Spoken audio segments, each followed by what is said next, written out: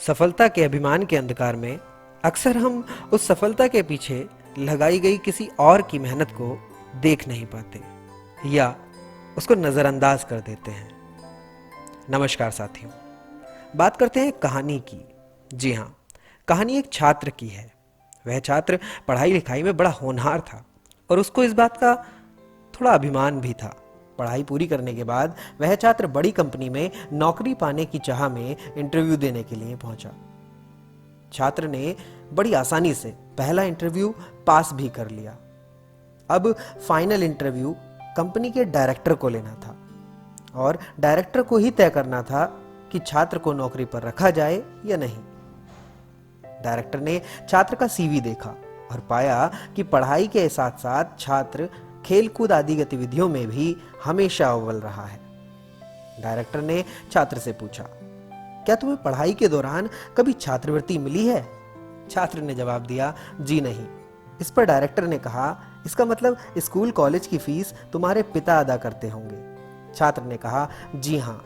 Director, तुम्हारे पिताजी क्या काम करते हैं? इस पर छात्र ने बड़े हिचकिचाते हुए दबे स्वर में कहा, जी वो लोगों के कपड़े धोते हैं। उसके जवाब के तरीके को देखकर डायरेक्टर को थोड़ा सा अटपटा लगा। उन्होंने छात्र से उसका हाथ देखने के लिए कहा। छात्र के हाथ रेशम की तरह मुलायम और नाजुक थे। डायरेक्टर ने पूछा, क्या तुमने कभी कपड़े धोने में अपने पिताजी की मदद की है? छात्र ने उत्तर दिया, जी नहीं, मुझे वो काम बिल्कुल भी पसंद नहीं, इसलिए मैं कभी उस काम के लिए पिताजी के साथ तक नहीं जाता। डायरेक्टर छात्र को समझने की कोशिश कर रहे थे। उन्होंने कहा, क्या तुम मेरे लिए एक काम करोगे? छात्र ने कहा, जी हाँ, बिल्कुल। डायरेक्टर ने कहा, आज घर वापस जाने के बाद अपने पिताजी के हाथ धोना, फिर कल सुबह मुझसे आकर मिलना। छात्र यह सुनकर प्रसन्न हो गया। उसे लगा कि अब नौकरी मिलना तो लगभग पक्का ही है, तभी तो डायरेक्टर ने कल फिर से बुलाया है। छात्र ने घर जाकर खुशी खुशी अपने पिता से ये सारी बातें बताईं और अपने हाथ दिखाने को कहा। पिता को थोड़ी हैरानी हुई, लेकिन फिर भी उन्होंने बेटे की इच्छा का मान रखते हुए अपने दोनों हाथ उसके हाथों में दे दिए। छात्र ने पिता के हाथों को धीरे धीरे धोना शुरू किया और साथ ही साथ उसकी आंखों से आंसू भी बहने लगे। पिता के हाथ रेगमाल की तरह सख्त और जगह जगह से कटे हुए थे, यहां तक कि जब भी वह उन कटे हुए निशानों की तरफ पानी डालता तो चुभन का एहसास पिता के चेहरे पर साफ झलक आता था। छात्र को जिंदगी में पहली बार एहसास हुआ कि ये वही हाथ हैं जो रोज लोगों के कपड़े धो धोकर उसके लिए अच्छे खाने, कपड़े और स्कूल की फीस का इंतजाम करते थे। पिता के हाथ का हर छाला सबूत था कि उसके एकेडमिक करियर की एक एक कामयाबी में उससे ज्यादा अधिकार उसके पिता का है। पिता के हाथ धोने के बाद छात्र को पता ही नहीं चला कि कब उसने उस दिन के बचे हुए सारे कपड़े एक एक करके धो डाले।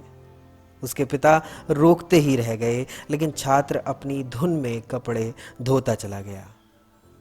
उस रात बाप बेटे ने काफी देर तक बातें की। अगली सुबह छात्र फिर नौकरी के लिए कंपनी के डायरेक्टर के ऑफिस में था, पर इस बार वह वही छात्र नहीं था जो पहले इंटरव्यू देने के लिए आया था। इस बार डायरेक्टर का सामना करते समय उस छात्र की आंखें गीली थीं।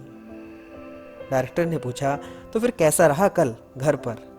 क्या तुम अपना अनुभव मेरे साथ शेयर करना पसंद करोगे?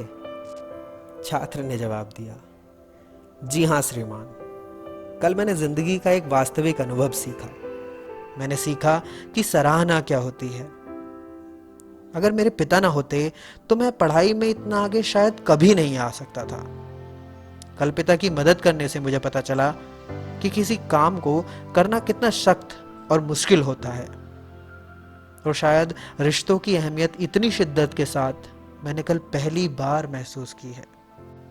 डायरेक्टर के चेहरे पर संतुष्टि की एक मध्यम सी मुस्कान थी। उन्होंने कहा, यही सब है जो मैं अपने मैनेजर में देखना चाहता हूं।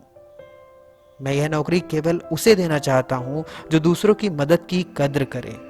ऐसा व्यक्ति जो काम किए जाने के दौरान दूसरों की तकलीफ भी महसूस करे। ऐसा शख्स जिसने सिर्फ पैसे को ही जीवन का ध्येय ना बना रखा हो। मुबारक हो, तुम इस नौकरी के पूरे हकदार हो। जी हाँ, माफ कीजिएगा, अगर आपने उस शख्स के कर्म का महत्व नहीं जाना तो शायद अभी आपकी सफलता पूर्ण नहीं हुई है। कहानी पसंद आई हो तो उसे लाइक करें, शेयर करें, और अगर ऐसी कहानी आप आगे भी सुनना चाहते हैं तो नीचे कमेंट बॉक्स में जरूर लिखें और चैनल को सब्सक्राइब करना ना भूलें। Thank you.